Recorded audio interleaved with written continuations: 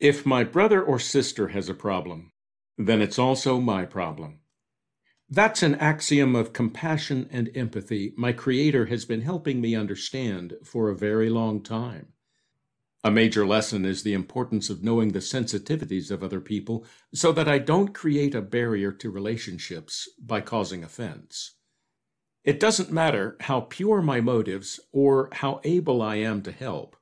If my words and deeds bring offense and anger, then I've created a barrier that keeps us apart until we find a way to restore our relationship. I learned this at the cost of a relationship. It happened midway through my Army career when I told a joke to some of my friends and colleagues. My Messiah probably would not have told that joke, not only because of the subject matter, but because it made fun of Asians in an unflattering way. It never occurred to me that my Chinese-American friend among those listening would be offended at a joke made at his expense. Well, that's how he took it. I realized that when he immediately confronted me. The anger in his voice and the pain in his eyes told me he had lived through years of such humiliation. His reaction hit home. In my shame and embarrassment, I realized that this man would continue to be my colleague, but he would no longer be my friend. My lack of compassion and empathy cost me the privilege of relating to my former friend in any way other than professional. He would thereafter do his duty, but he would not go out of his way to be kind to me nor allow me into his confidence. I had violated his honor and lost his trust, all because I was so wrapped up in myself that I never bothered to learn his story. I never knew what triggered him, the problems he faced, and how he coped with his troubles. I was oblivious to his problems, and therefore could not help him carry his burdens or try to shield him from further hurt. Moreover, I'd cut myself off from any help he could give me. As friends and brothers, we could have found ways to make ourselves stronger together, but we went our separate ways, weighed down by our separate burdens. I hope I have made progress in this area of human interaction. At least I'm more sensitive to others, although offenses still come. They're inevitable among beings so complex as humans. We can't possibly know all the triggers of every person we encounter, but we can try to minimize offense and take corrective action when offenses happen. That seems to be the meaning behind Paul's words. Live in harmony with one another. Do not be proud, but associate with the lowly. Do not be wise in your own eyes. Repay no one evil for evil. Give thought to what is good in the eyes of all people. If possible, so far as it depends on you, live in shalom, in peace with all people. We go a long way toward minimizing offense if we give thought to what is good in the eyes of all people, as Paul says. That's the work of compassion, empathy, and selflessness. It's the opposite of what happened in the time of the judges, when there was no king in Israel and everyone did what was right in his own eyes. It would have been nice if humanity learned from the example of ancient Israel, but we haven't. It would also have been nice if Israel had learned from the examples of the patriarchs, but they didn't.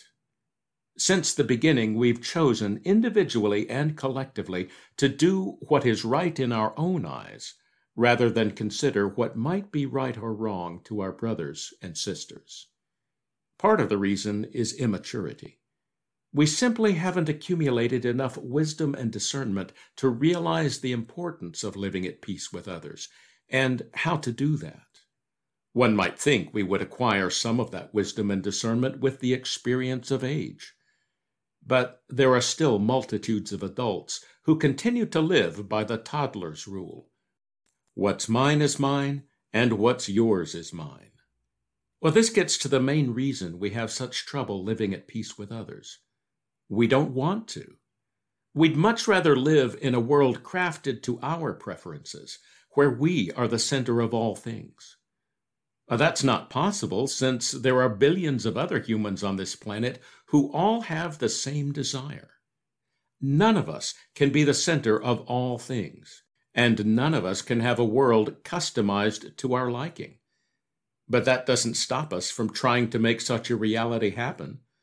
That's the point of every argument, lawsuit, insult, dirty joke, callous comment, petty theft, and simmering bitterness.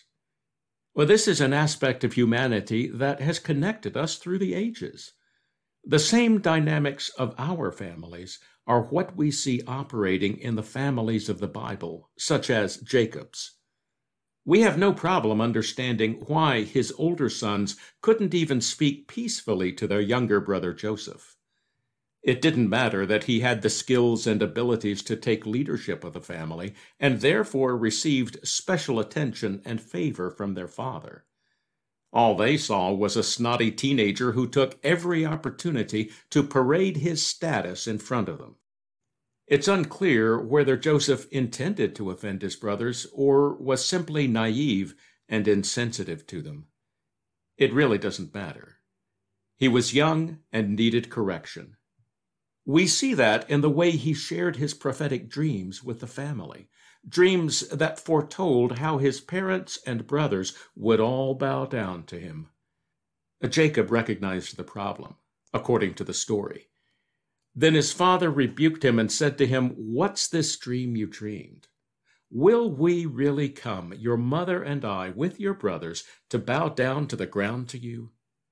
So his brothers were jealous of him, but his father kept the speech in mind.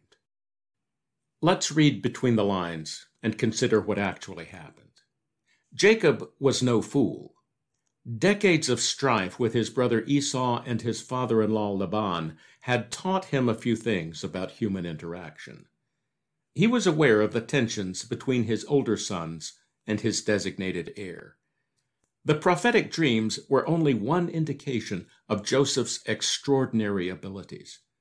But the fact that he related those dreams in ways that angered his brothers prompted Jacob to rebuke Joseph for his adolescent indiscretion. Joseph learned from his father's rebuke and from his brother's anger.